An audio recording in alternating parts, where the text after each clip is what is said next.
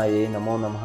ನಮ್ಮ ನಂಬಿಕೆ ಯೂಟ್ಯೂಬ್ ಕನ್ನಡ ವೀಕ್ಷಕರಿಗೆಲ್ಲ ನಾನು ನಿಮ್ಮ ಬ್ರಹ್ಮಶ್ರೀ ಸಾಯಿ ಕೃಷ್ಣನ್ ಮಾಡುವ ನಮಸ್ಕಾರಗಳು. ವಿಶೇಷವಾಗಿ ನೋಡಿ, ದ್ವಾದಶ 12 ರಾಶಿಯಲ್ಲಿ ನಾವು ಕಳೆದ ರಾಶಿಯಲ್ಲಿ ಕುಂಭ ರಾಶಿ ಬಗ್ಗೆ ತಿಳಿಸಿಕೊಟ್ಟಿದ್ದೆ. ಇಂದಿನ ಸಂಚಿಕೆಯಲ್ಲಿ ನಾನು ಮೀನ ರಾಶಿ ಬಗ್ಗೆ ತಿಳಿಸಿಕೊಡ್ತಾ ಇದ್ದೇನೆ. ಯಾಕಂದರೆ ನೋಡಿ, ವಿಶೇಷವಾಗಿ ಮೀನರಾಶಿಯಲ್ಲಿ ಹುಟ್ಟಿದಂಥ ಗಂಡು ಮಕ್ಕಳಾಗಿರ್ಬೋದು ಹಾಗೆ ಹೆಣ್ಣು ಮಕ್ಕಳಾಗಿರ್ಬೋದು, ಅವರಿಗಿರ್ತಕ್ಕಂತಹ ಅದೃಷ್ಟ ಸಂಖ್ಯೆ, ಅದೃಷ್ಟ ಬಣ್ಣ, ಅದೃಷ್ಟ ದಿಕ್ಕು, ಅದೃಷ್ಟವಾದ ಇರತಕ್ಕಂಥ ಹರಳು, ಹಾಗೆ ಅವರ ಗುಣ ಸ್ವಭಾವ ಎಲ್ಲವೂ ಕೂಡ ತಿಳಿಸಿಕೊಡ್ತಾನೆ. ಯಾಕಂದರೆ ನೋಡಿ, ಪ್ರಮುಖವಾಗಿ ಬಂದು ನಾವು ವಿಶೇಷವಾಗಿ ಮೀನರಾಶಿಗೆ ಗುರು ಅಧಿಪತಿಯನ್ನು ನೋಡ್ತೇವೆ. ಯಾಕಂದರೆ ವಿಶೇಷವಾಗಿ ಅದರಲ್ಲೂ ಕೂಡ ಧನುಷ್ನಿಗೂ ಗುರು ಅಧಿಪತಿ ಆಗ್ತಾನೆ, ಹಾಗೆ ಮೀನರಾಶಿಗೂ ಗುರು ಅಧಿಪತಿ ಆಗ್ತಾನೆ.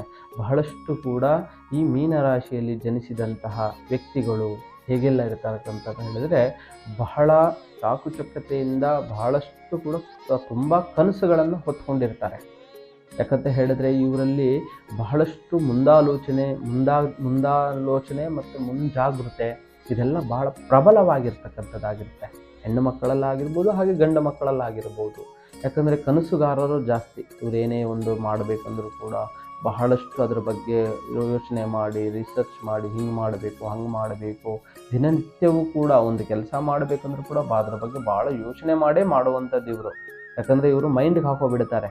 ಯಾಕಂದರೆ ಬಹಳ ಯೋಚನೆಗಾರರು, ಹಾಗೆ ಬಹಳ ಬುದ್ಧಿವಂತರು, ಬಹಳಷ್ಟು ಶಾಂತಿ ಸ್ವಭಾವದವರು ಇವರು ಆಗಿರುವುದರಿಂದ ಯಾವುದೇ ಒಂದು ಕೆಲಸ ಮಾಡಬೇಕಂದ್ರೂ ಕೂಡ ತಿಳುವಳಿಕೆಯಿಂದ ಇಟ್ಕೊಂಡು ಅದನ್ನು ಯಾವ ರೀತಿಯಿಂದ ಚಿತ್ರಿಸಬೇಕು, ಯಾವ ರೀತಿಯಿಂದ ಅಭಿವೃದ್ಧಿ ಪಡಿಸ್ಬೇಕಂತಕ್ಕಂಥದ್ದು ಬಹಳಷ್ಟು ಕೂಡ ಯೋಚನೆಗಾರರು ಆಗಿರ್ತಾರೆ. ಹಾಗೆ ಇವರಲ್ಲಿ ಆಗ್ತಕ್ಕಂಥದ್ದು ಏನಂತ ಹೇಳಿದ್ರೆ, ಸಾಕಷ್ಟು ಕೆಲಸ ಕಾರ್ಯದಲ್ಲೂ ಕೂಡ ಬಹಳ ಪ್ರಬಲಿತವಾಗಿರ್ತಾರೆ. ಯಾಕಂದರೆ ಅದನ್ನು ಬಹಳ ನೀಟಾಗಿ ಬಹಳ ಚಾಕುಚಕ್ಯತೆಯಿಂದ ಕೆಲಸಗಳನ್ನು ಮಾಡಿ ಮುಗಿಸುಗಾರರು ಆಗಿರ್ತಾರೆ. ಯಾಕಂದರೆ ಬೇರೆಯವ್ರ ಥರ ಅರ್ಧಂಬರ್ಧ ಮಾಡಿಬಿಡೋದು, ಆಮೇಲೆ ಮಾಡೋದು ಅಂತ ಹೇಳೋದು, ಈ ಥರ ಎಲ್ಲ ಸ್ವಭಾವದವರು ಆಗಿರೋದಿಲ್ಲ. ಯಾಕಂದರೆ ಏನೇ ಒಂದು ಕೆಲಸ ಅವರ ಮನಸ್ಸಿನಿಂದ ಇಟ್ಕೊಂಡು ಈ ಕೆಲಸಗಳನ್ನು ಇಟ್ಕೊಂಡು ಆ ಕೆಲಸವನ್ನು ಎಷ್ಟೊತ್ತೇ ಆದರೂ ಕೂಡ ಅದನ್ನು ನಿಂತು ಮುಗಿಸುವಂಥ ಜವಾಬ್ದಾರಿತನ ಬಹಳ ಜಾಸ್ತಿ ಇವರಿಗೆ. ಹಾಗೆ ಇವರಿಗೆ ವಿಶೇಷವಾಗಿರ್ತಕ್ಕಂಥದ್ದು ಸ್ವಲ್ಪ ಸ್ತ್ರೀ ಆಕರ್ಷಣೆ ಜಾಸ್ತಿ ಇರ್ತದೆ. ಸ್ತ್ರೀ ಮೇಲೆ ಮೋಹ, ಸ್ತ್ರೀ ಮೇಲೆ ಆಕರ್ಷಣೆ, ಸ್ತ್ರೀ ಮೇಲೆ ಗಮನ ಜಾಸ್ತಿ ಆಗ್ತಕ್ಕಂಥದ್ದು ಭಾವನೆಗಳು ಇರ್ತಕ್ಕಂಥದ್ದು ಜಾಸ್ತಿ ಇರ್ತದೆ. ಮತ್ತು ಹಾಗೆಯೇ ವಿಶೇಷವಾಗಿರ್ತಕ್ಕಂಥದ್ದು ದೈವ ಭಕ್ತಿ ಉಳ್ಳವರು. ಒಂದು ಧಾರ್ಮಿಕ ಕ್ಷೇತ್ರದಲ್ಲಾಗಿರ್ಬೋದು ಮತ್ತು ದೇವತಾ ಕಾರ್ಯಕ್ರಮಗಳಲ್ಲಾಗಿರ್ಬೋದು, ದೇವಸ್ಥಾನಗಳಿಗೆ ಸಂದರ್ಶನ ಕೊಡ್ತಕ್ಕಂಥದ್ದಾಗಿರ್ಬೋದು, ಅತಿಯಾಗಿರ್ತದೆ ಇವರಲ್ಲಿ. ದೇವರ ದಿಂಡ್ರು ಅಂತಕ್ಕಂಥದ್ದು ಎಲ್ಲ ರೀತಿಯಿಂದ ತಿರುಗಾಟಗಳನ್ನು ಮಾಡ್ತಕ್ಕಂಥದ್ದು ಬಹಳಷ್ಟು ಸಾಮರ್ಥ್ಯದವರು ಹೊಂದಿರ್ತಾರೆ. ಹಾಗೆಯೇ ವಿಶೇಷವಾಗಿ ಜ್ಞಾನವಂತಿಕೆ ಮತ್ತು ಬುದ್ಧಿವಂತಿಕೆ, ತಿಳುವಳಿವಂತಿಕೆ ಎಲ್ಲ ಥರದಲ್ಲಿ ಚತುರರಾಗಿರ್ತಾರೆ. ಹಾಗೆ ಇವರಲ್ಲಿ ವಿಶೇಷವಾಗಿ ಆಗ್ತಕ್ಕಂಥದ್ದು ಏನಂತ ಹೇಳಿದ್ರೆ, ಮೂಲವಾಗಿ ದುಡುಕು ಸ್ವಭಾವ, ಸ್ವಲ್ಪ ಬೇರೆಯವರು ಮಾಡಿದಂಥದ್ದು ಅಪಮಾನ, ಅಪಚಾರ, ಅವಮಾನಕ್ಕೆ ಈಡಾಗುವಂಥದ್ದು. ಹಾಗೆ ಇವರೇನೇ ಮಾಡಲಿಕ್ಕೆ ಹೋದರೂ ಕೂಡ ಪರರಿಗೆ ಲಾಭದಾಯಕವಾಗಿ ಮಾಡಿಕೊಡುವಂಥದ್ದು.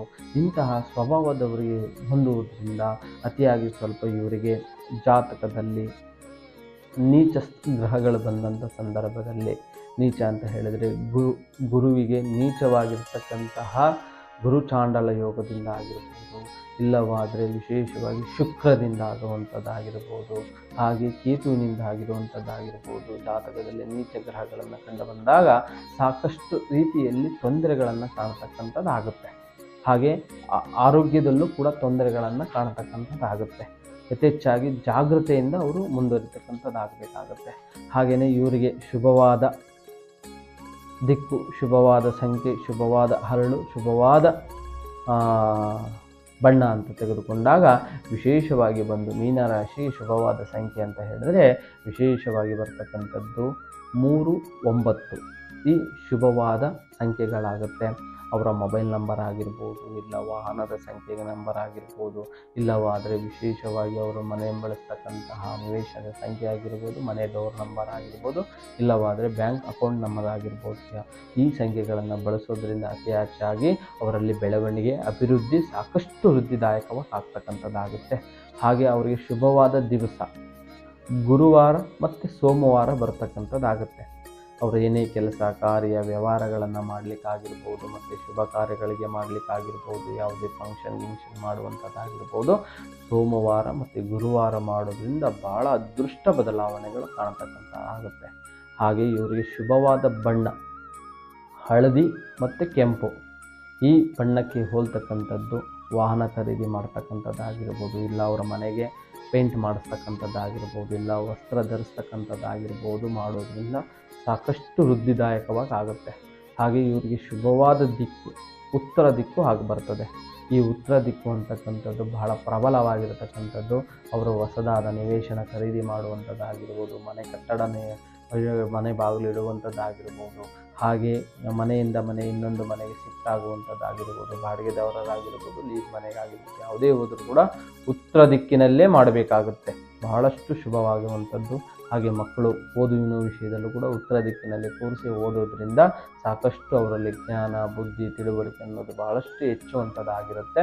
ಹಾಗೆಯೇ ಉತ್ತರ ದಿಕ್ಕಿನಲ್ಲೇ ಪ್ರತಿನಿತ್ಯವೂ ಕೂಡ ಏನೇ ವ್ಯವಹಾರ ಕೆಲಸಗಳನ್ನು ಅತಿಯಾಗಿ ಮಾಡೋದ್ರಿಂದ ಬಹಳ ಅದೃಷ್ಟ ಬದಲಾವಣೆ ಆಗುತ್ತೆ. ಹಾಗೆ ಅವರಿಗೆ ಶುಭವಾದ ಹರಳು ಅಂತ ತೆಗೆದುಕೊಂಡ್ರೆ ಹಳದಿ ಮತ್ತು ಪುಷ್ಯ ರಾಗ ಅಂತ ಬರ್ತದೆ. ಈ ಥರ ನೀವು ಹರಳನ್ನು ಧರಿಸ್ಕೊಳ್ಳೋದ್ರಿಂದ ಬಹಳ ಅದೃಷ್ಟವಾಗಿರ್ತಕ್ಕಂಥ ಬೆಳವಣಿಗೆ ನಿಮ್ಮದಾಗುವಂಥದ್ದಾಗುತ್ತೆ.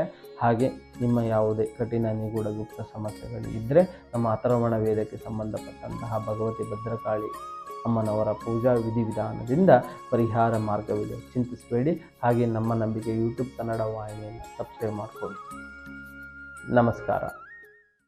ಪ್ರತ್ಯಂಗಿರ ಹೋಮ ಭಗವತಿ ತಾಯಿಯ ಸೇವೆಗಾಗಿ ಯಾವುದೇ ರೀತಿಯ ಕಠಿಣ ಸಮಸ್ಯೆಗಳಿಗೆ ಸೂಕ್ತ ಪರಿಹಾರಕ್ಕೆ ಗುರೂಜಿಯವರನ್ನ ನೇರವಾಗಿ ಭೇಟಿ ಮಾಡಲು ಈ ಕೆಳಕಂಡ ವಿಳಾಸದಲ್ಲಿ ಸಂಪರ್ಕಿಸಬಹುದು.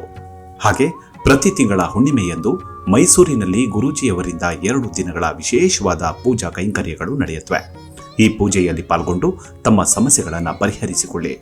ಈ ಕೆಳಕಂಡ ಮೊಬೈಲ್ ಸಂಖ್ಯೆಗೆ ಸಂಪರ್ಕಿಸಿ.